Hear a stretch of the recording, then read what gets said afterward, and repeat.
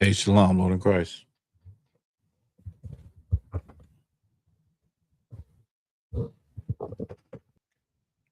Y'all can hear me? You can hear me? Mic check, mic check. 1, 2.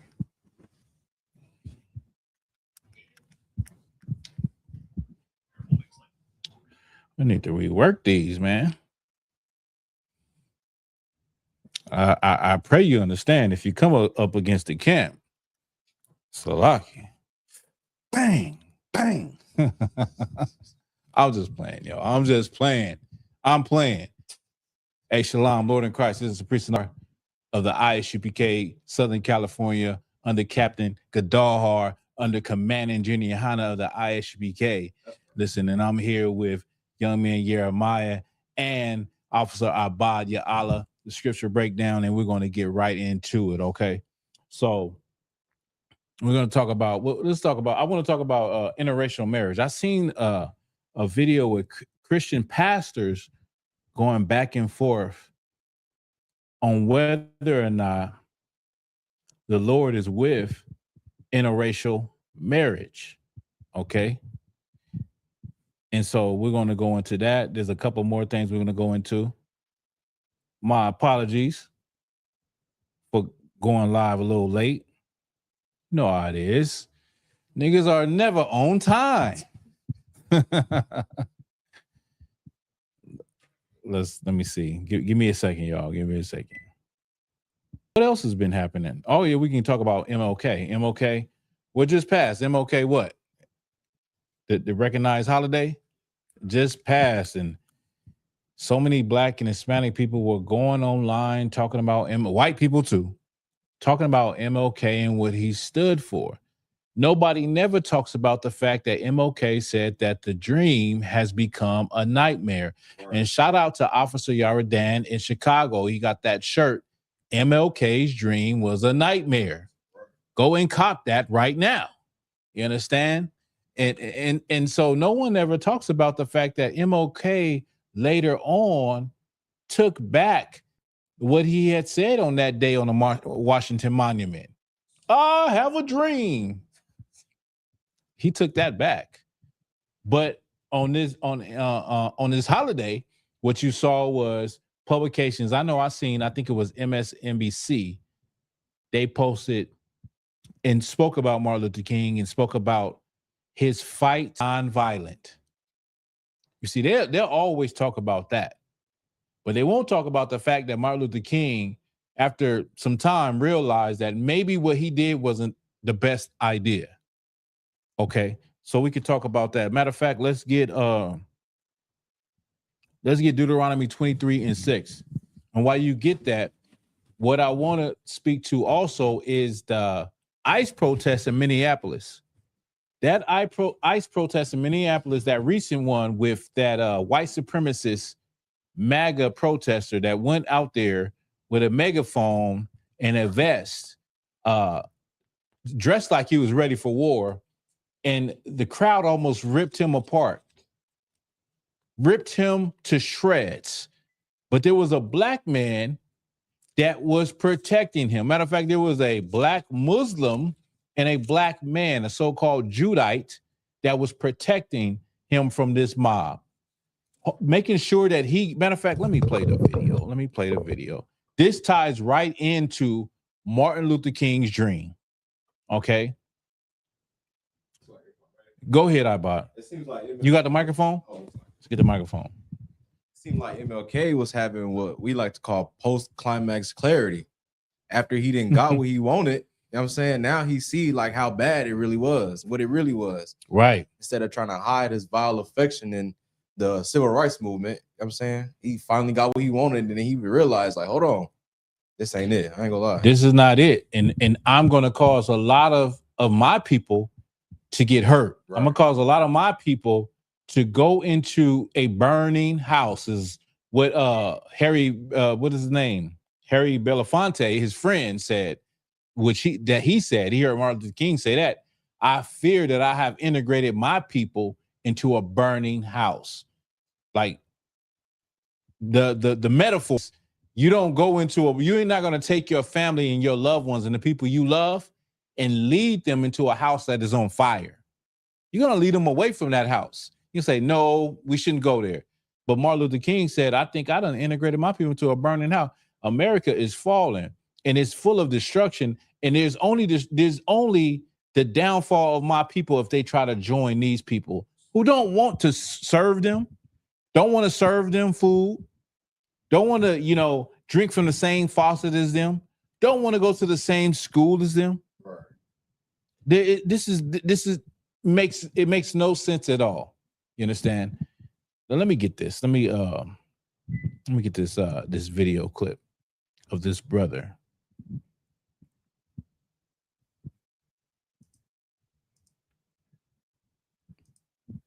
Salakia.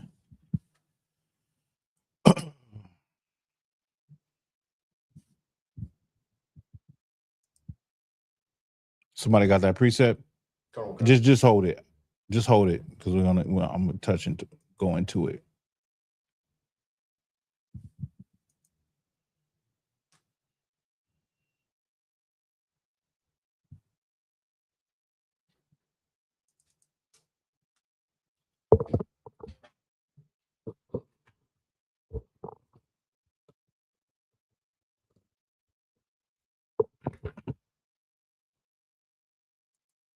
Let me go. Just go.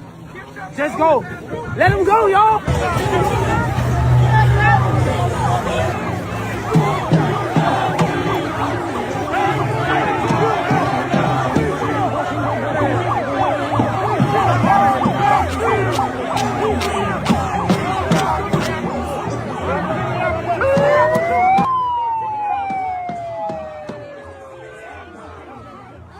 So it's kind of hard to see, but there's a brother in there that is protecting this white man. This white man is in the middle. If you could really key in and zero, and he's in the middle of this crowd, and people are trying to get to him, to hit him, to, unalive him, to do whatever they can. They were throwing water on him. They were throwing piss on him. And this is in the Minnesota freezing cold air. But there was a black man there to save the day.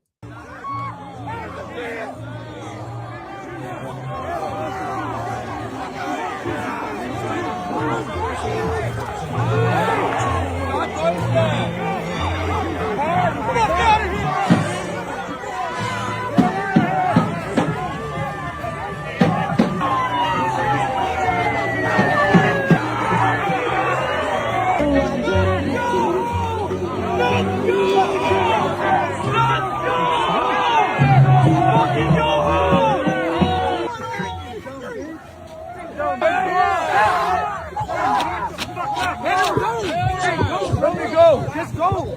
You see the brother saying, let him go. Let him go, y'all. Let him go. Now, this is the black man that is protecting him, keeping the crowd from tearing him to pieces, saying, let him go, let him go, let him go, y'all. And he's telling the white supremacist who was at one point about to cry. He was crying. He was crying. He was hyperventilating. And this brother came to save the effing day.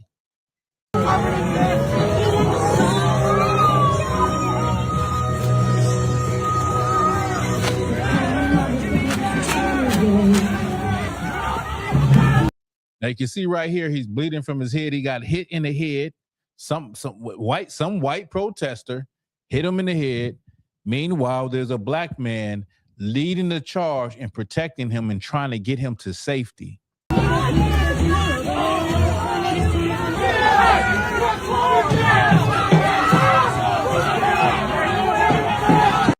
So he got him back to his hotel, wherever he was staying. And let me just say, this brother is a Christian. There's another video. I don't have the video where this brother professes. Matter of fact, maybe I can find this video. There's a video where the brother professes to be a Christian. He's a Christian. Hold your point. He's a Christian. And this is why he did it. This is why he said, you know what?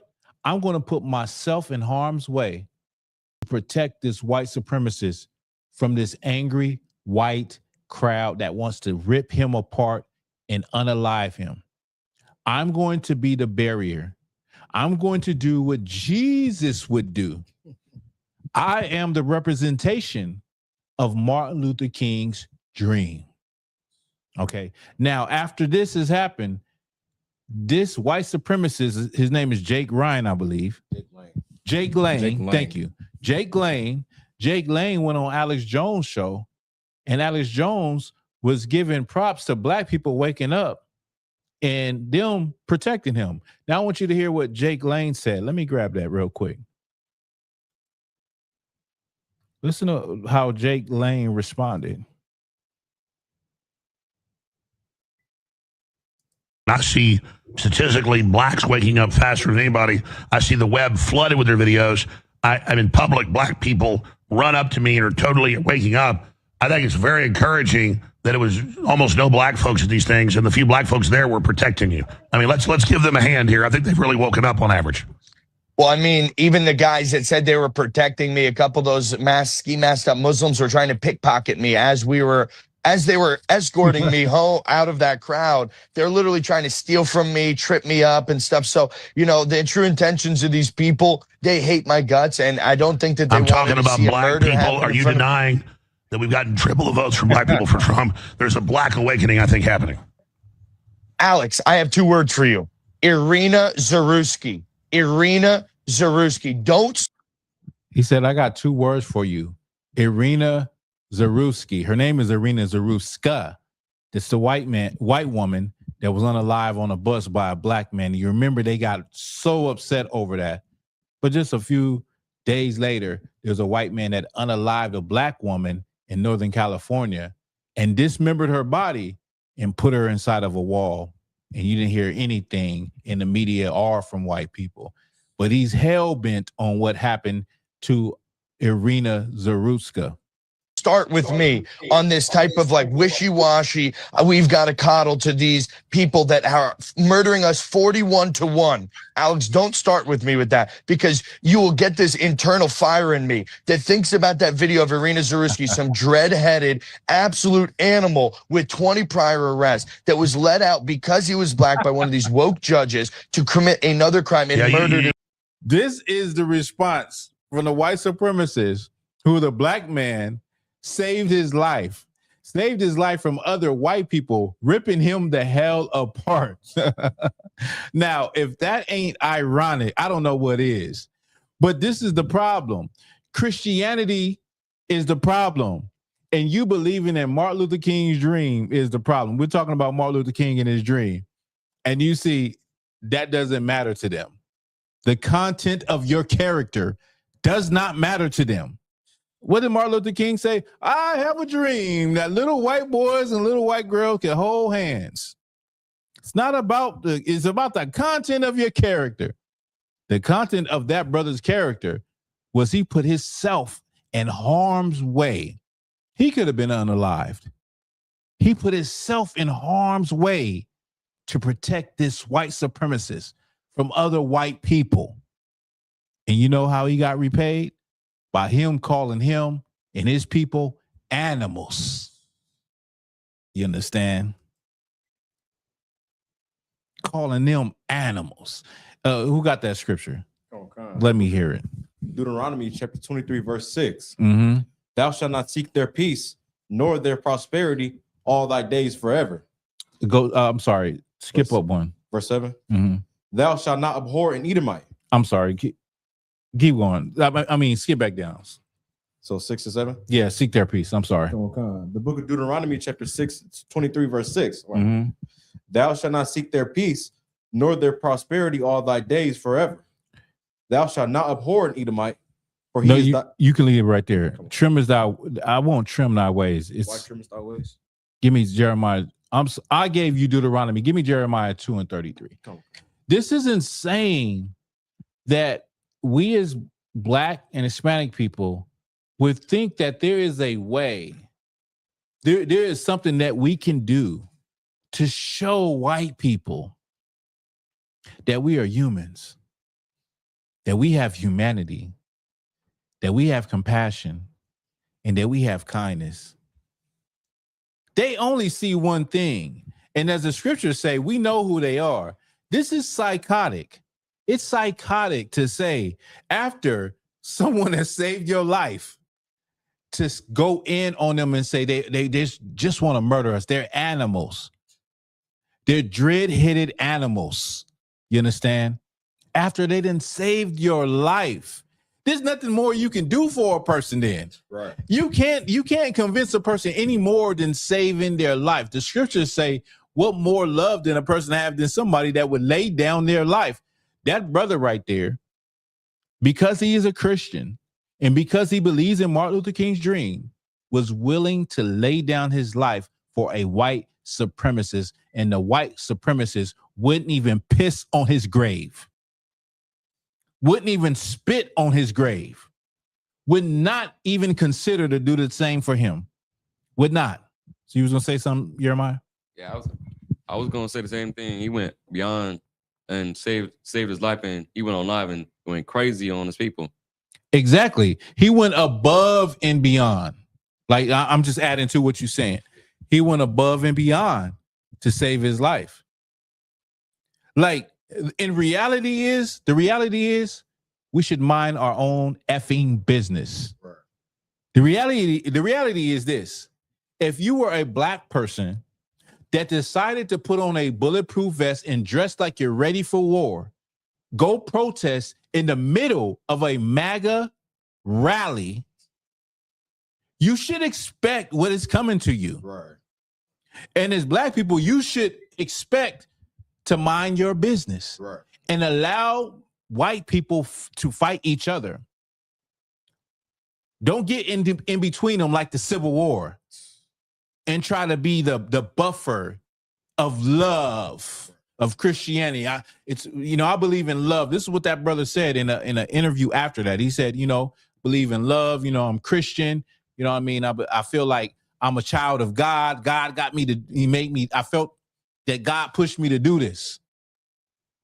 No, you pushed yourself to do this, and you put your own life on the line for someone who wouldn't even piss on your grave. Go ahead, Abad. It's like it should be the opposite way around. They should be trying to prove to us that they're human after everything that they done. That is so real. Abad is so right. Give that brother a hand. Abad said it should be the other way around. They should be trying to prove to us that they have humanity, that they are civilized.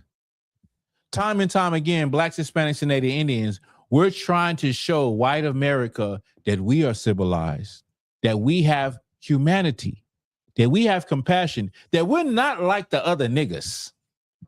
I'm a black person. Those people over there, they're niggas. I'm not like them. Time and time again, we're trying to show them that we are people, that we have humanity. But they don't see that. They don't see that at all. You understand? If you could, did you get the scripture? No, Jeremiah 22. Yeah, let me hear that real quick. The water. The book of Jeremiah, chapter 2, verse 33. Uh-huh. Why trimmest thou way to seek love? That's what we do. We trim our ways to seek love. We change who we are in order to be accepted. Right. We'll do the unimaginable, like stand up between a crowd of people that could unalive us, that could suffocate us to death. Did you see the video? Damn near couldn't nobody move. They were trying to get them through, and it was, people suffocate in those situations, like at concerts, right, when there is a stampede where everybody's trying to get out, and then somebody falls, and then it's over for you. It's no way for you to get back up because no one knows you're there, and everybody is stepping over you. He put his life in at risk. He could have been unalived by somebody that after he's dead and in the ground, in the morgue, would have said, these people are animals. What's his name again? Jake Lang? Jake Lang. He didn't give no appreciation for the black man that saved his life. None. That is the devil that the Bible speaks of. Only a devil would have that type of mindset. You are inhumane. You're not human. You understand? You're a psychopath. You're psychotic. The first thing that comes to your mind is to talk about Irina Zaruska, to talk about some crime that happened 6-7 months ago. Instead of saying, you know what, I give credit, you know, I appreciate that black man. If you know his name, you know, let him know that I'm appreciative and I'm thankful. And if it wasn't for him, you know, my damn head would be over there on that street corner and my leg would be somewhere else, because that crowd would have ripped me apart. That crowd wanted to tear me apart. As they should, as that's their nature. I don't understand, as blacks, Hispanics, and Asians, why we feel we need to get in the middle of that and profess Christ and profess Martin Luther King's dream. That is the content of your character. Nobody gives, a white supremacist doesn't give a damn about the content of your character. The only thing that matters is that you're a nigga. That's it. Don't give a damn about the content of your character. That you found a little white boy, a little white girl and saved them, or jumped in the ocean to save one of them, or stood in between a crowd to save one of them. I don't give a damn about that. They are estranged from the womb, as the scriptures say. Let me hear that again, Ibad. Okay. The book of Jeremiah, chapter 2, verse 33. While trimmest thou thy way to seek love? Why you trimmest your ways to seek love? Why you don't love your own people? Right.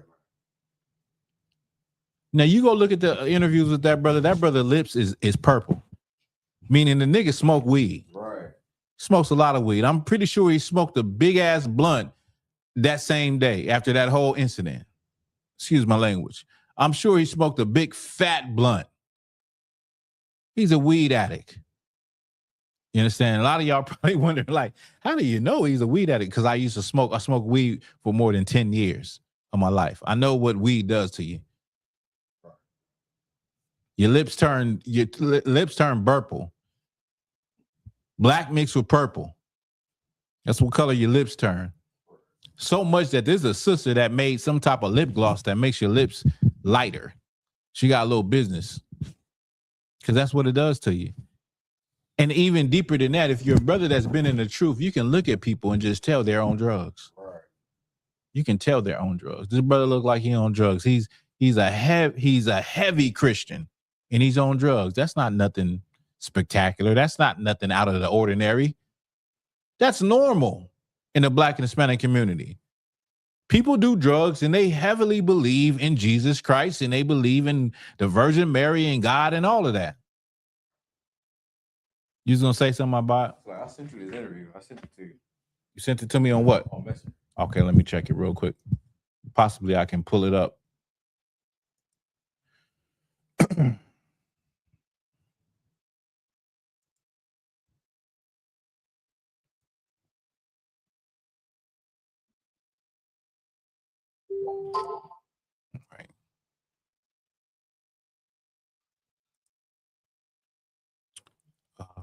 Let's see.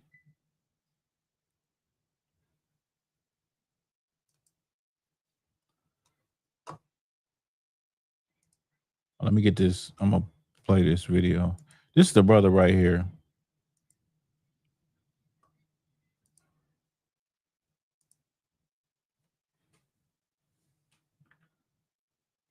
Get up there and like stand next to Jake Lang after everything that he's done said. Because, hold up. No, I don't need no mask. I gotta put on these. The sun and shades. No, yeah, it's not sun and shades. More so of a lens, right? It's a lens I see out of that nobody can see. I don't know how, I just can, right? Divine entity. Now, at the end of the day, my job.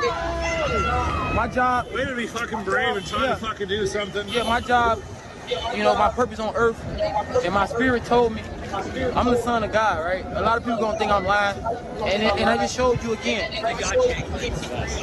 It shows you again that I don't have to lie, but I move off love and unity, and that's how Jesus walked. If y'all Christians, that's how Yahweh walked.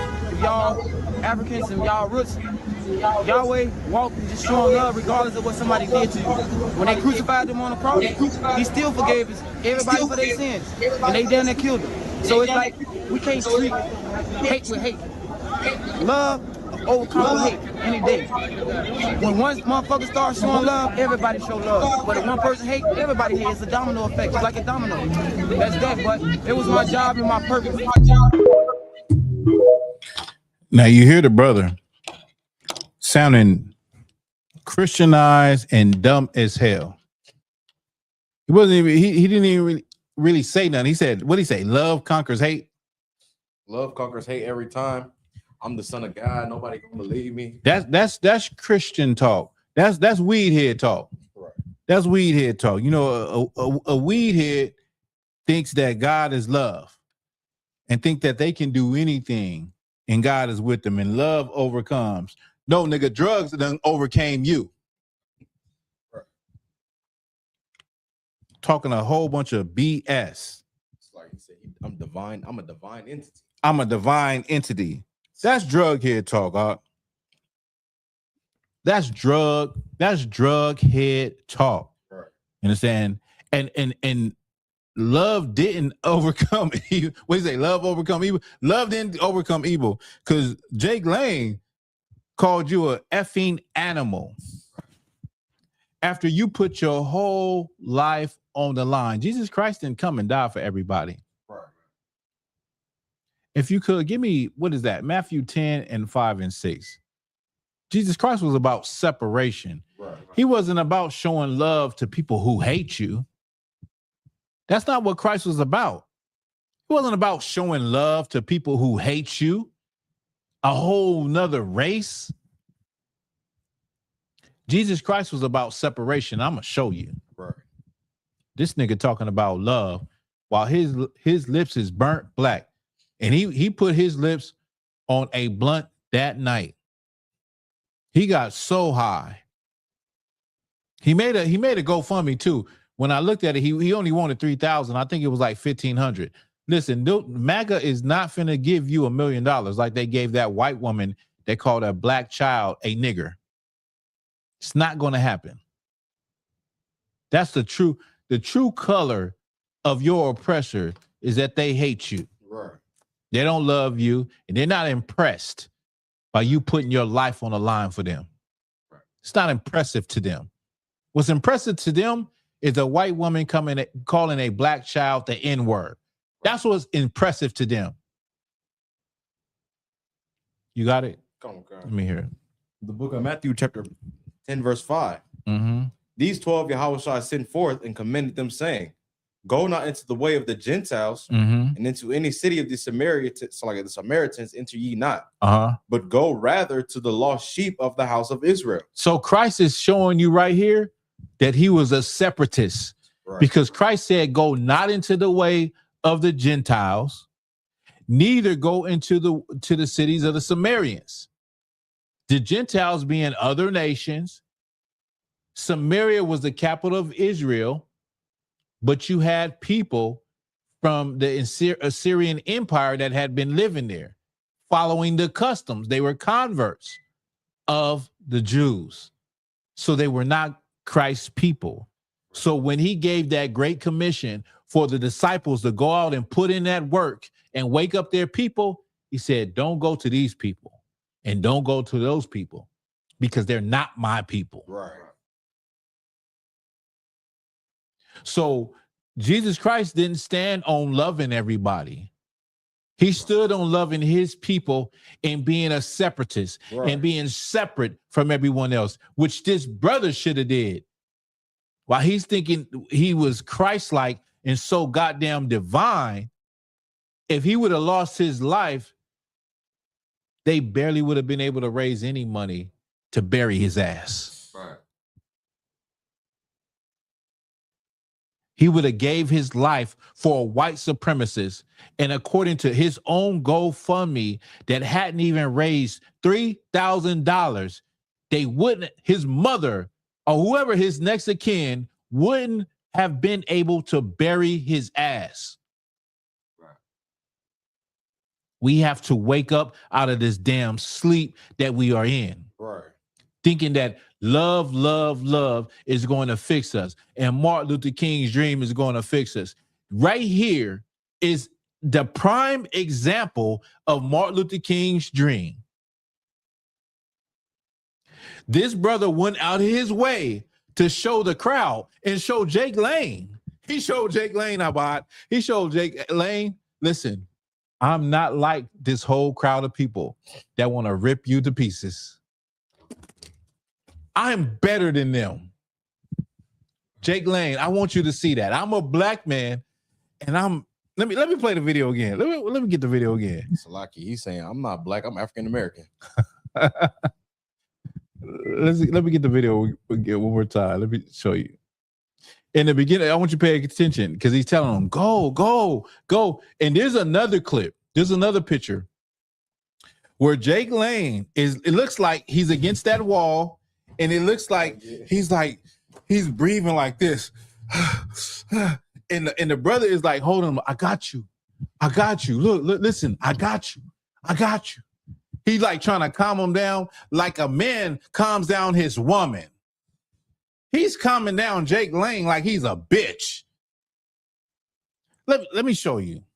I don't got that one, but let me.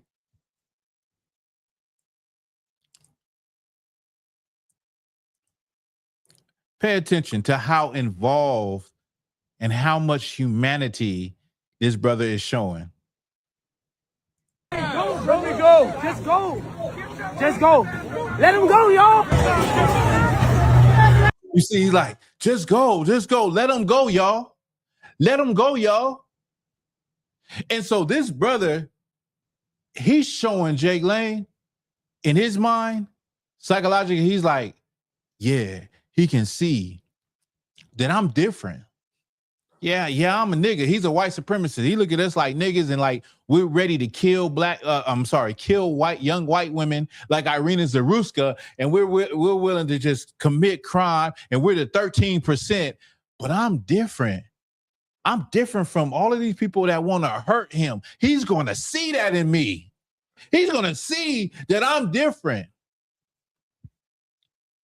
He's going to see the content of my character. Less than 24 hours later, Lang. Less than 24 hours later, Jake Lane showed him the content of his character. Right. What you gonna say about? I sent you the picture. Let me see. Let me see. Yo, Messenger. Yeah. Okay. And it's kind of paused. If You got the. Let me see.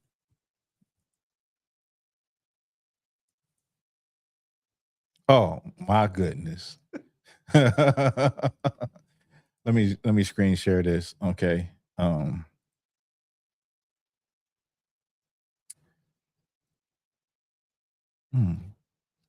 I want. Okay.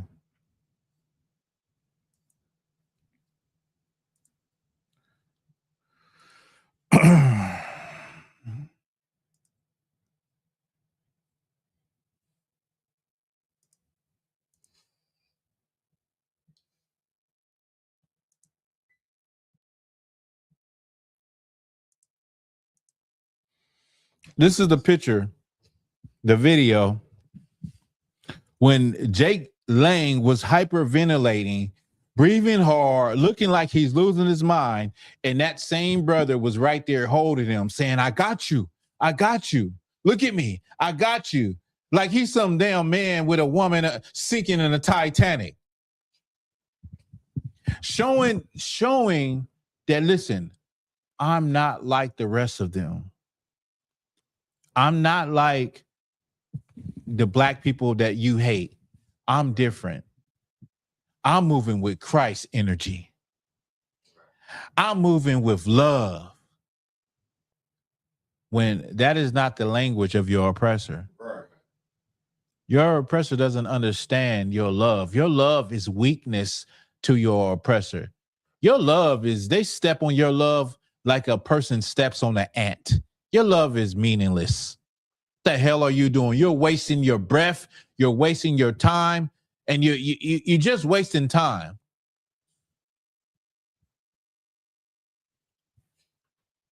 Where are we at? Matthew 10. Let me hear it again. Okay. The book of Matthew, chapter 10, verse 5. These 12 Yahweh sent forth and commanded them, saying, Go not into the way of the Gentiles, and into any city of the Samaritans enter ye not, but go rather to the lost sheep of the house of Israel. Go to the lost sheep of the house of Israel, man. Right. And you sitting here trying to love Martin Luther King's dream and try to be the personification of Martin Luther King's dream. And these people don't care about that. That doesn't mean nothing to them. You want to show how good you are as a person? That doesn't matter to them, man. Right. What you know what they would notice? They would notice you falling away from them. They would notice you separating from them. They would notice you starting to love your people and care about your people more and be primarily focused on what's going on with your people. They would notice that. They would notice when you stop groveling and begging and trying to get their attention and shucking and jiving for them. They would notice that, okay, these black people, they're not messing with us no more. Right. They're not moved by nothing we do. Listen, they're not even celebrating holidays no more. What is going on? They're not spending money on the holidays no more. They're not spending money in certain areas, sectors of our society anymore. What is going on? We're losing them. Then you'll get their attention. The white man understands money and resources. That's what he understands right now. Right. He understands allegiance. You see what they did to Colin Kaepernick? That was dangerous because Colin Kaepernick started to get black people to take away their allegiance from America. Their allegiance. You see, Christianity keeps black people locked into their allegiance. And so does MLK's dream. Right. Keeps you locked into the allegiance of serving your oppressor, of trying to prove to your oppressor that you're a good Negro, that you're a positive Negro, that you're harmless. You'll take all the bass out your voice in order to get along with these people. When the Lord said, be who you are, he loves you because of who you are. Right. Go ahead, Jeremiah. I was gonna say, he just like said like he stepped on his neck, like saying like, bro, I don't care, like you saved my life. Yeah. Could you imagine that? That is just so. Imagine how evil that is and how disconnected that is for somebody to save your life. Like, even if I had a mortal enemy and a nigga saved my life, I'd be like, brother, listen, everything aside, everything we've been going through, all of our wars and battles, I got to give you your respect, man. Right. I got to bring my ego and my pride down and give you your respect, bro. Right. I'm thankful for what you did, bro, because you didn't have to do that. Look, be real. I wouldn't have did it for you, but you did it for me, and I got to give you your props and your respect. Right. What can I do for you in return? I don't even know how I can repay you. Right. It is so weird and demonic for you to save somebody's life and them to still hate you and not see that they wouldn't even be here if it wasn't for you. That you got to think, like, I don't even know how to process that. Right. I would be indebted to a person, even if we were mortal enemies from childhood. Every time we see each other, we're fighting, we shooting at each other, we try to stab each other. And we're just mortal in its own sight every time we see. And then one time I'm in a predicament where I need help. and I need help quick and fast. And the only person that can help me is the same person that I would down talk is my enemy, the person I hate. I can't stand them, but they're there to save my life. It reminds me of an old picture. Maybe I can find it. There's an old picture on the operating table with a Ku Klux Klan member with the hood on. I mean, with the suit on the operating table, and it's a black woman that is helping him, saving his life. It's an old picture, true story. Okay. But let's get, if you could give me Zephaniah 2:1.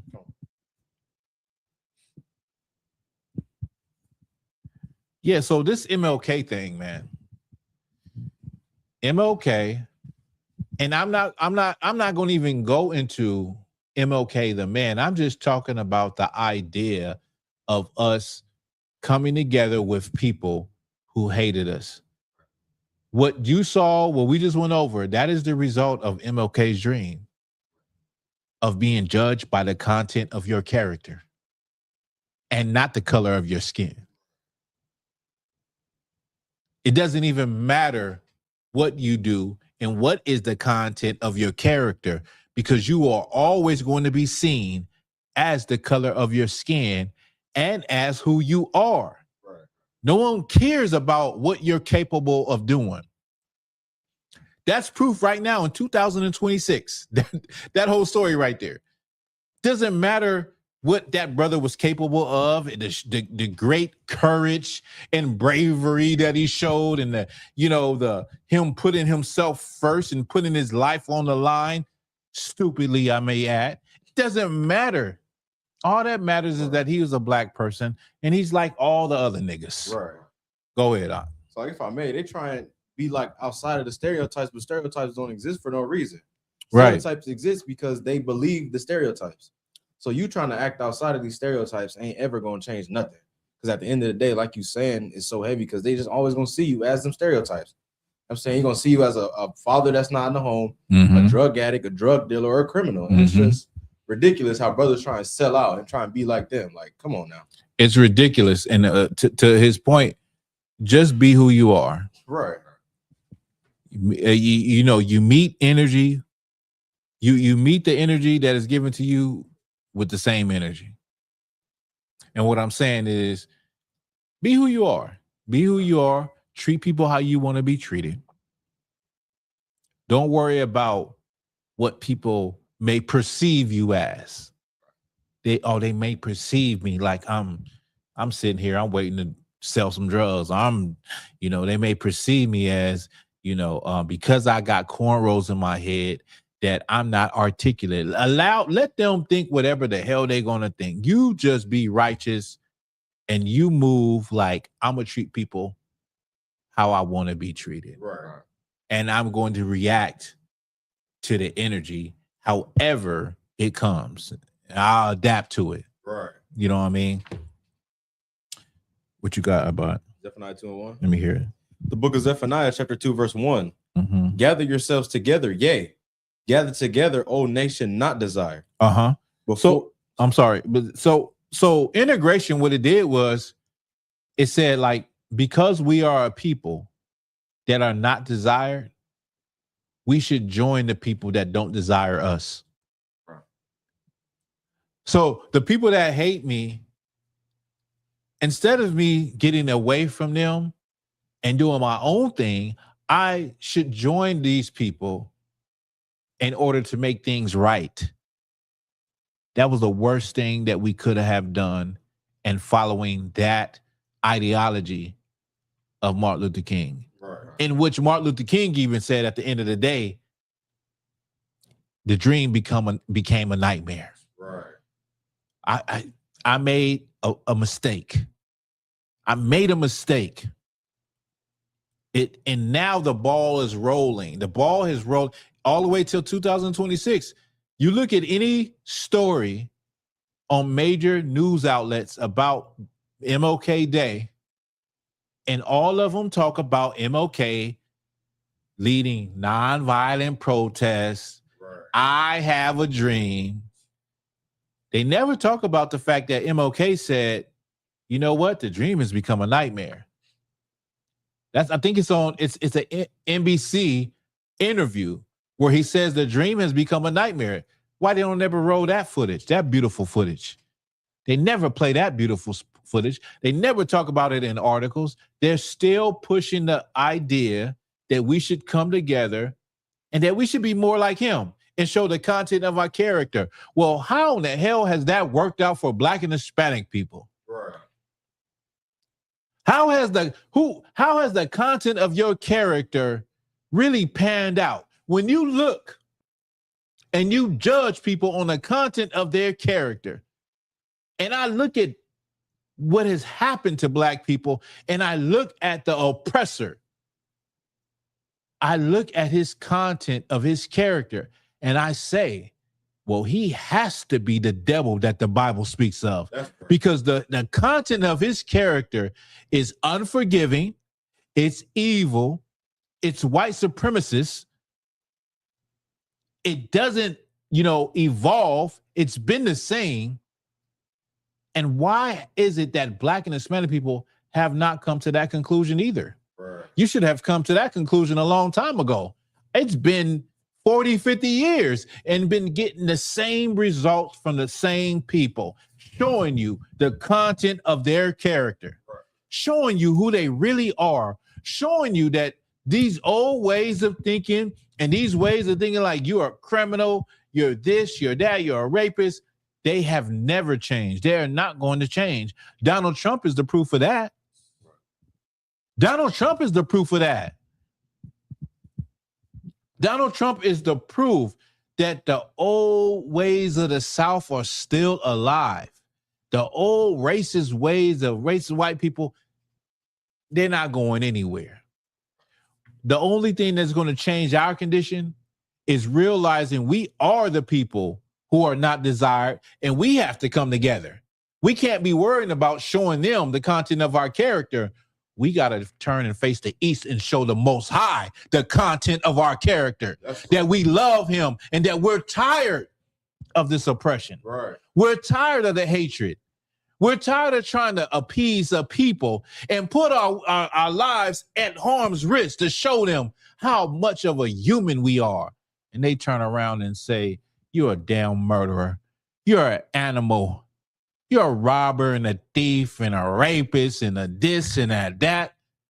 Why are you trying to show them the content of your character? Right. Show the Most High the content of your character. That's right. Show him the content of your character. The hell with Martin Luther King's dream. It's a goddamn nightmare. Right. Martin Luther King's dream is Nightmare on Elm Street. You ain't never seen Chicago. You haven't seen Compton. You ain't seen Los Angeles, South Central, San Bernardino. You ain't seen Baltimore, Little Haiti, Louisiana, Shreveport.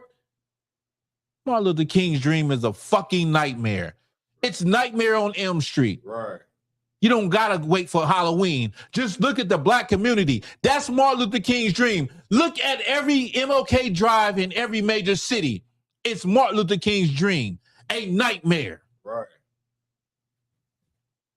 They had a whole damn gang war on an MLK parade in Los Angeles. The hell with Martin Luther King's dream. It's a nightmare, man. The hell you talking about? Turn and face the east, man. You want to see a dream?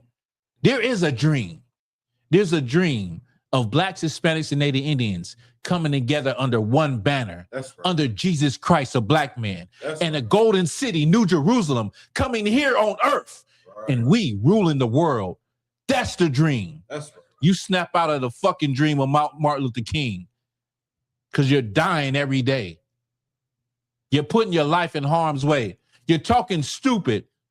Get that damn blunt out your damn mouth. Get the blunt out your mouth and become brand new. You're not divine. Brother talking about he divine. He's a Christian. Christians can't even get it together. Full of homosexuals in the choir, in the church, effeminate men in the church, ran by the Jezebel spirit. And that's what we're supposed to look up to, filled with women, barely any real man in the church. A real man can't even go to the church because he can't stand all of the BS that goes on in the Christian church. Right. Not no real man, not no masculine man of God. You're not going to be in that church. Not no woman, no real woman of God. She can't deal with the messiness of the church. She's not going to be in there. And a real man is not going to be in there either.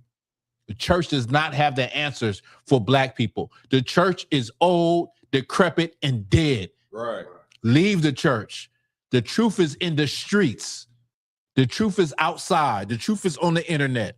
The truth is in the airways. That's where the truth of the Bible is, man. That's what the truth. If you got a problem with what I'm saying, or you got a problem with how I'm saying it, if I sound too rude, too mean, too vulgar, well, I may be rude in speech, but I'm not in knowledge. Right. Tell me if what I'm saying is the truth or not. Tell me what I'm saying is the truth or not. If I'm lying, then I'm flying. My feet ain't left the ground. You understand what I'm saying? Give me Jeremiah 17:4. Okay. Tell me if I'm speaking the truth or not, or if I'm saying lies or hogwash or BS. I know I'm not. I can show you in the Bible. I can show you in history.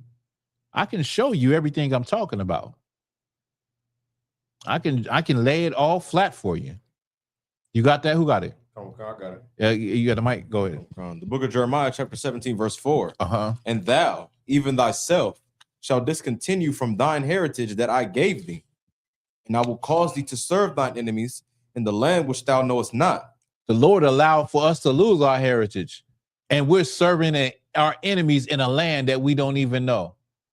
And many of you claim this land and say, well, this is my land, or I'm indigenous and all of that. You're a goddamn pretendian. Right. You don't know where you're from. Don't you know the Native American Indian stories say that they came from the East also?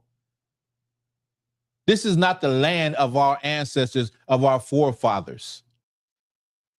Our forefathers traveled great distances, scattered across the four corners of the earth.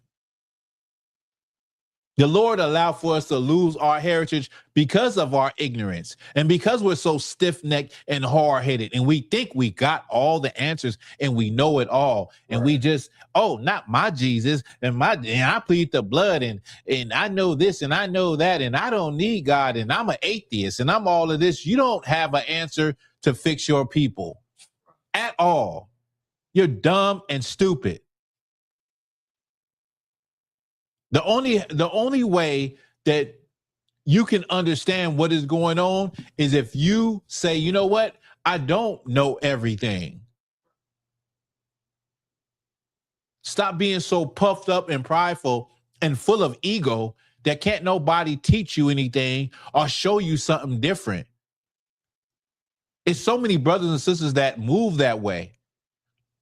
And those type of brothers and sisters is the reason why we lost our identity, like the scripture just said. We discontinue the same way a pair of shoes discontinue from a store shelf. We discontinue from our heritage. And read the second part, please. The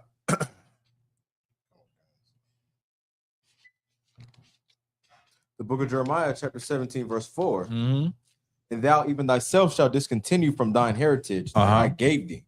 And I will cause thee to serve thine enemy in the land which thou knowest not.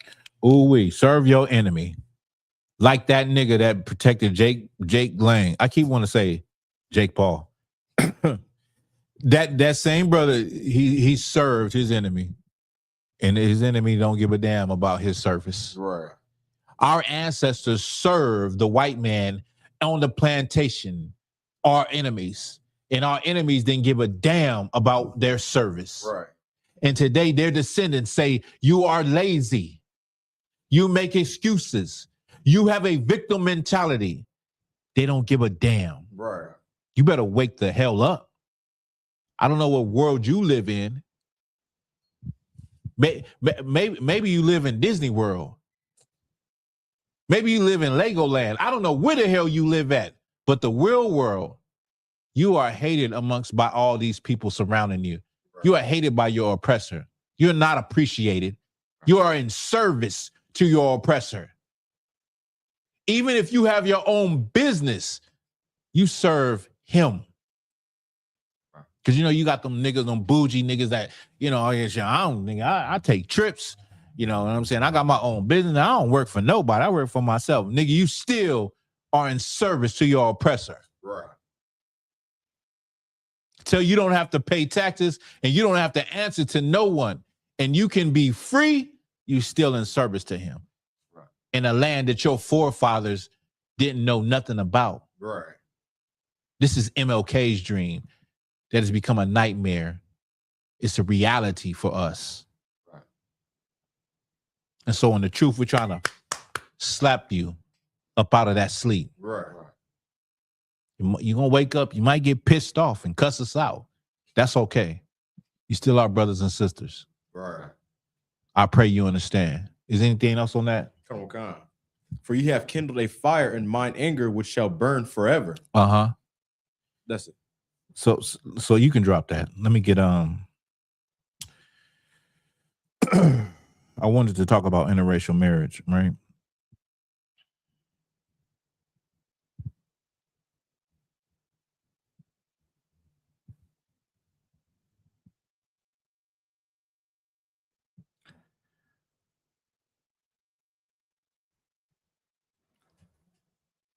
Let's get Tobit 4 and 12, please.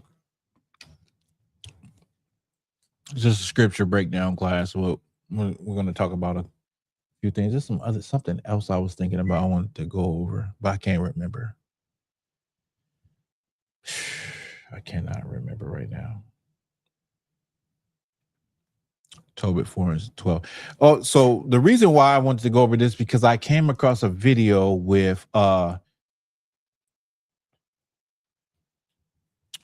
some pastors that were going back and forth about interracial marriage. Okay.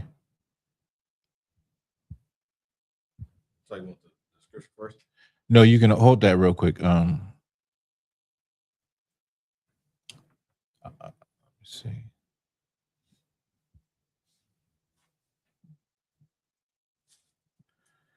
I'm trying to play it.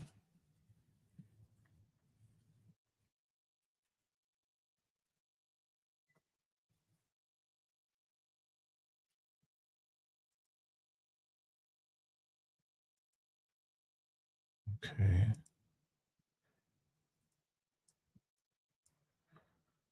Whoa.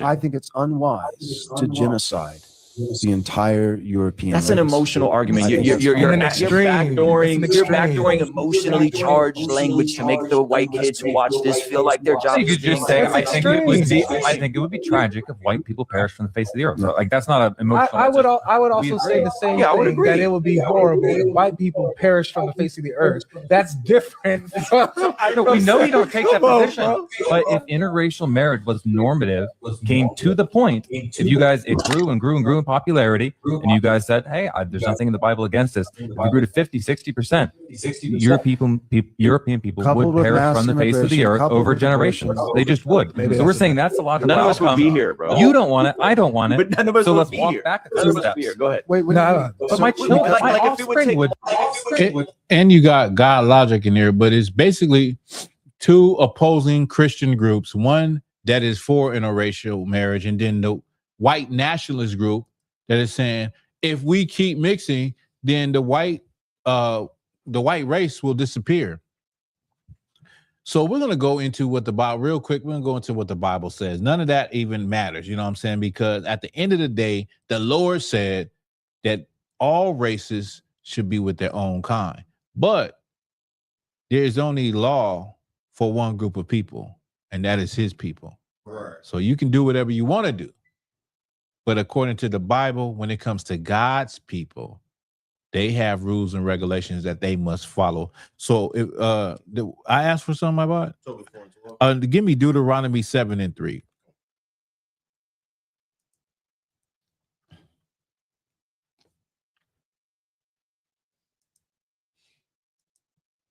The book of Deuteronomy, chapter 7, verse 3. It's like verse 3. Neither shalt thou make marriages with them. Thy daughter thou shalt not give unto his son, nor his daughter shalt thou take unto thy son. Now, this has been a custom of the Israelites since the beginning of the truth of the Bible, is that we should not give our sons to another race or our daughters and vice versa, right? We live in a society that says there's nothing wrong with that. But God sees a lot that is wrong with that. God doesn't want that to happen. The Most High never wanted us to do that because it would dilute us as a people. Right. Okay.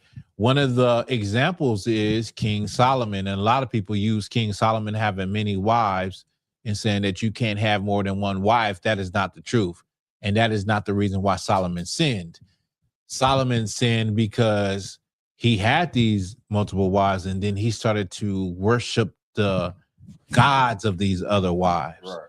That was his sin, not having them, but starting to follow the customs of them. Now, if you questioning like why was Solomon able to be with women that were not Israelites? Well, as a king, he could do anything he wanted to do. Okay, that's the short answer. But according to the Bible, we were not supposed to mix anyway. So the fear of white pastors, of them losing, their population and them disappearing from mixing with people, if they really read the Bible, they would see that the Lord is for people not mixing. Right. And God Logic and the other guy was on the side of we should be able to mix because it's all about God's love, and love is love, and blah, blah, blah, blah. God is against that. God has always been against mixing. You understand? But if you do mix, you are the seed of your father. Right. That's what it's always going to be. Now, God is against it, but it doesn't mean that this hasn't been happening in the world for forever. Like different races of people mixing. Many times you had kingdoms, in order to bring about peace between two kingdoms, they would marry off the daughter to the prince, and that will bring peace to the kingdom. Now, those children weren't considered mixed. They were considered descendants of their father. You know what I'm saying? Now, today, if two people come together from different heritages, I'll just say a black person, I'll use it in general, a black person and an Asian person, all of a sudden they're just mixed. There's no, what are they? I don't know what they are. The dad is black. The mom is Asian. They're mixed. No, they are what their father is. Right. And vice versa. If the father was Asian and the mother was black, they are what the father is. Right. And usually they're going to have some color. And because because not us in the I.S.U.P.K, because people are brainwashed with colorism, they're going to say because they got color, they're more on the black side. They're more black. Like they say Bob Marley. Bob Marley is black. You know what I'm saying? He had dreadlocks. He's black. He was a superstar. He's black. And Bob Marley's father was a white Scottish man. He was the seed of his father. He was white. I know it's going to hurt a lot of your feelings and it cause a great uproar and controversy, but it is what it is. See, saying somebody is mixed, that's just too much confusion. Right. You know what I mean? And see, because of that, black people, we like to say, I got a little bit of Irish in me. Back in the day, I got a little Irish. You got some Native Indian in me. You see that little curl on the side of my braid? Got a little Native Indian in me. You know what I'm saying? I got a little bit of Scandinavian in me and some nigga. You know what I'm saying? Oh, and I got a little bit of Creole in me too. You know what I mean? But you are what your father is. Go ahead, Abad. So like if I may, it just hit me. What's crazy is the only time they don't judge you by the content of your character is when they trying to convince you that they black. Then it's what you look like. Right. That's what you appear to them as. Like, nah, Bob Marley black. Yeah. No, he's white. Judging by the content of his character. Yeah. How you do everybody else, not by what he looked like. Bob Marley is a white man. Kamala Harris is an Indian woman. Exactly. Nicki Minaj is an Indian woman. That's the good one that I forgot to bring up. Like Right. what you just brought up, Kamala Harris and Nicki Minaj. They are not black people. They are East Indians. You know what I mean? But that one drop rule is what really messed up people to think like, okay, and let me just explain. The one drop rule was about two people with mixed heritages, and whoever is on the higher scale or as far as the caste system, they would say that person. So if two people, so let's say a Native American Indian mixed with a black person, right? These are mixed heritage according to the white man. They would say that, okay, the Native American Indian is a little higher than a black person, so they're Native American Indian, and vice versa. It was called the one drop rule. Now, people took that one drop rule, black people took that one drop rule and say, like, well, if you mix with black, you black. Black people don't even consider whether or not who's your father. Is your father black or is your mother black? Right. They just say, oh, you mix with black, you're black. That's who you are. So today people live with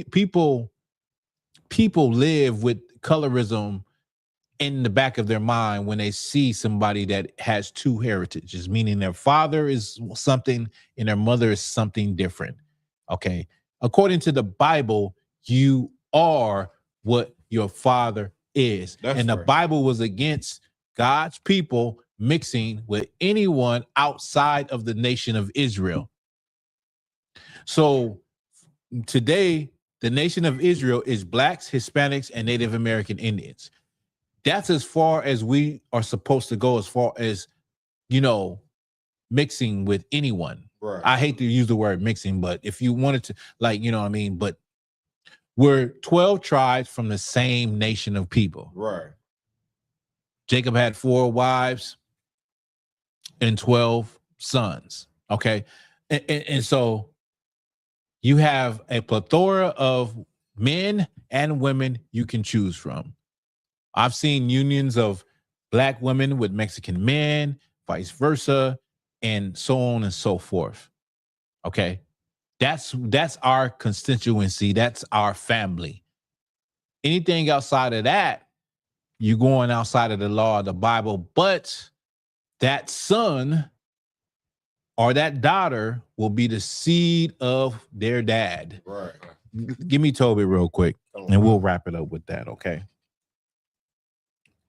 This is I'm sorry. I was going to just say, this is something in the Christian church they do not teach. They just say that love is love and God is about love. And I mean, you can be anything. You can mate with a dinosaur, and the Christian church will say that love is love. I had a baby with a dinosaur. Go ahead, Doc. The book of Tobit, chapter 4, verse 12. Mm-hmm. Beware of all whoredom, my son. And chiefly take a wife of the seed of thy fathers, and take not a strange woman to wife. So his father was telling him, trying to put him on game. Beware of all whoredom. You know what I'm saying? Meaning you want to go into these strange women. You want to mess with these women that are not your people. You should take a woman that is mainly from the seed of your people. Right. Seed meaning sperm, physical. Mainly she was born someone from your people. You want somebody that comes from your people in the flesh. That's the type of woman you want to choose. Right. Not all of these, different women from these different places. So for us today, it would be a black woman. It would be a Native Indian woman. It would be a Mexican woman. It would be a woman from Panama, Cuba, Puerto Rico, Brazil, Colombia, Chile. It would be one of those type of women. It would not be an Asian woman, right, an East Indian woman, Nicki Minaj. It would not Kamala Harris. It would not be a African woman, a Hamite woman. It would not be what is another one? A white woman. It would not be these women that are not chiefly from the seed of our people, from the nation and in the stock that we come from. Right. Okay. So in that right, Christianity is wrong. It is. That's why Christianity is like a drug, because it is not in the Bible what they teach in Christianity. None of the theology that they teach in Christianity you can find in the Bible. It is just a tradition of people, of men that have said, okay, if it's good and you're happy, it must be of God. God must have said it's okay, because why wouldn't God say it? It comes out of the mind of a man, of a woman, saying this is godly. This is, why would God be against two men, being together and having a child? It's love is love. Why would God be against love? That's Christianity. Christianity says, yeah, you can do anything. What? And it sounds preposterous to Black and Hispanic people who are Christianized in their mind. Right. That God said you can only be with certain groups of people. It sounds preposterous to a Christian that you are not in control of your own body. That your body is the Lord's. Right. So you can't have promiscuous sex with everybody. You can't dress like a whore. You can't have, murder your baby in your womb like Margaret Sanger would have you to do. You can't inhale drugs, smoke weed, and inject yourself with fentanyl. Christians think that's not of God. I'm in control. Why would God do like who are you to judge? Right. That's Christians for you. They don't know the Bible. All they know is theology in their own heart, their own desires. They're ruled in Christianity. You're ruled by your flesh. Right. And when your flesh fails, you can just say on Sunday morning at church, Lord, please forgive me. Lord, please, Lord, I'm so sorry, and fall out and flip. You better hope they catch your ass when you fall out. You don't bang your head on that carpet. You can do all of that and think that, okay, I'm good with the Lord. So they don't think that they think it's weird that we would say in the truth in the I.S.U.P.K, coming straight from the Bible, that we would say that interracial dating is wrong. Right. Let's get one more so I can show you another part of this interracial dating. I think it's in Numbers. It is in Numbers. Not Numbers, Nehemiah 13 and 23. And then we'll end with that. 13:23. Yes. The book of Nehemiah, chapter 13, verse 23. Uh-huh.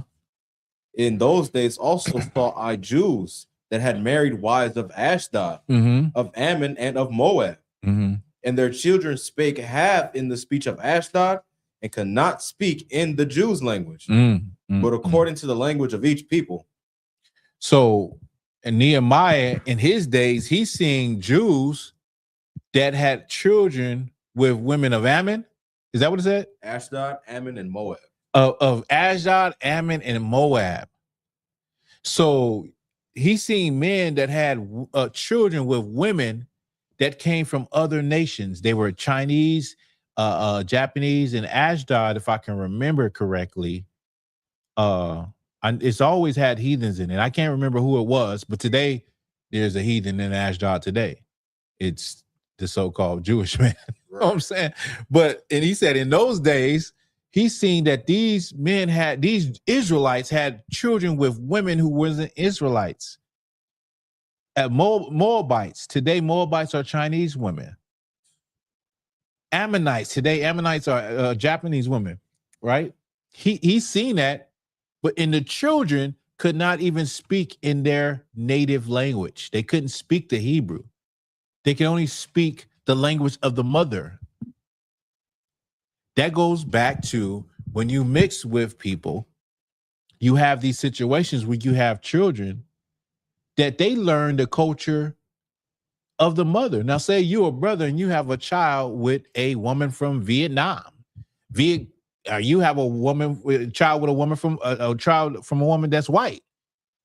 And this child grows up in that way. And that's dead. Not saying they won't know the same language, because now in modern times, of course, most people speak English, but they're growing up with the mannerisms and the ways of that side of the family. Right. Confusion. You know what I'm saying? Are they growing up with the mannerisms of that side of the family in Viet Cong or Chinese? You at home, your kid want to eat a dog. They want to eat, you know what I'm saying? They done grew up eating all of this other stuff. And you look at them like, what the hell's wrong with you, little boy? Right. This is what they mama eat. This is how they eat when they with their mama.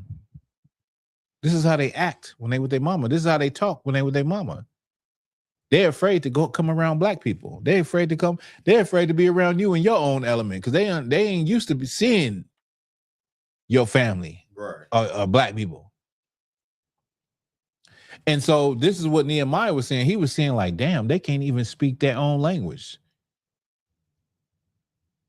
And you shouldn't. Why the hell is our people having these silly Negroes, these silly niggas having babies with these heathen women? Why are you not with the women that you wanted? Another one is Samson and Delilah. Delilah was a heathen. She would have been a Hamite, an African. And Samson claved to her. He loved her. Delilah was beautiful to Samson. And his father and mother pleaded with him and said, won't you get a woman from your own kindred? Right. Get a woman from your own people. Why you want to get that woman? And that woman was his downfall. She was his downfall. How many brothers have you seen in America where they decided not to be with their people, with their woman that they grew up with in the hood, and it was their downfall? Tiger Woods, that woman beat the hell out. Tiger Woods married a woman that was a down maid, turned her into a multi-millionaire. She was beating the hell out of Tiger Woods with one of them damn golf clubs. I mean, I can go on and on. I mean, there's so many stories with black men that get some success. And it's not just about black men that get some success. It's about the average black man and woman. Right. Why are you falling into the trap, into the lie that your people are not good enough? Right. That the man that the Lord designed for you is not good enough. That the woman that the Lord designed for you is not good enough. The Lord is all for his people loving one another, right, gathering together, standing with one another. Black people were so strong and so regal in the 20s to the 1940s, building communities, doing better than white people during a time when they were segregated, and they did not know the God of Abraham and Isaac and Jacob. They knew Jesus Christ, white Jesus, but they did not know the God of Abraham and Isaac and Jacob, and they were still doing better than white people when they were with each other. right. The same goes for Mexican men and Mexican women. The same goes for Native Indian women and men. When you go outside of your people, you are at a high risk. You're putting yourself at a high risk of losing something, of losing your life, of losing your heritage, and losing your way. Right. You get what I'm saying? So going back to Christianity and those Christian pastors that were, talking about, I hate to say it, but they were arguing about whether or not mixing was right and how it was going to destroy the white race. The white supremacist pastors, I hate to admit it, they were right. Because the God of the Bible says that you shouldn't mix with anyone. Right. The God in the Bible says it. And we know the God of the Bible, he doesn't change. That's right. He don't change. You dealing with Jesus Christ that came out of Nazareth, a poor place, a black man that resembles any black man in any poor neighborhood in any city of America, that has the keys to life, that is coming to rule this world. That's right. And you have God's people, black and brown people, who will serve him, who will be in New Jerusalem You know what I'm saying? So we have to get our focus back on what is really in the scriptures and not what is in Christian theology. Right. Okay. Christian theology is dead, man. Look at your community. Look at the Black community. I'm sure your church is beautiful. I'm sure the pastor is driving a nice ride and he got nice clothes. But the morality of your people and the hope of your people in those cities and those towns that surround those churches is destroyed. And in the I.S.U.P.K, under Commander General YAHANNA, we're here to bring it back. Right. We're here to raise up an exceedingly great people before the Lord. That's right. So that Christ can hurry up and return. And with that, that's the class. All right. Let's clap it up.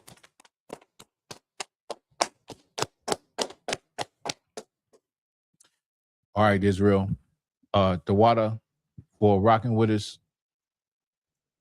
Priest and Officer Walker Bohr. I got a young man Jeremiah. I'm sorry, I got Trooper Jeremiah with me, and I got Officer Abadia Allah with me. We will be back next Wednesday. So yeah, let me give y'all some shout outs in the class. Okay. We got Rodrigo. Okay. We got shout out to Halak, UPK Quadashia Allah, Sister Kana, Hawada,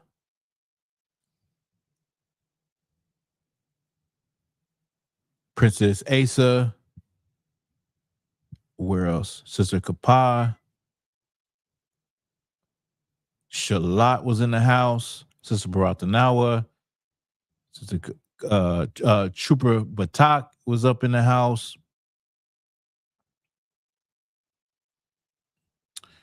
Kalmaz Baf, Michael Love. Officer Matabar, my main man, was in the house.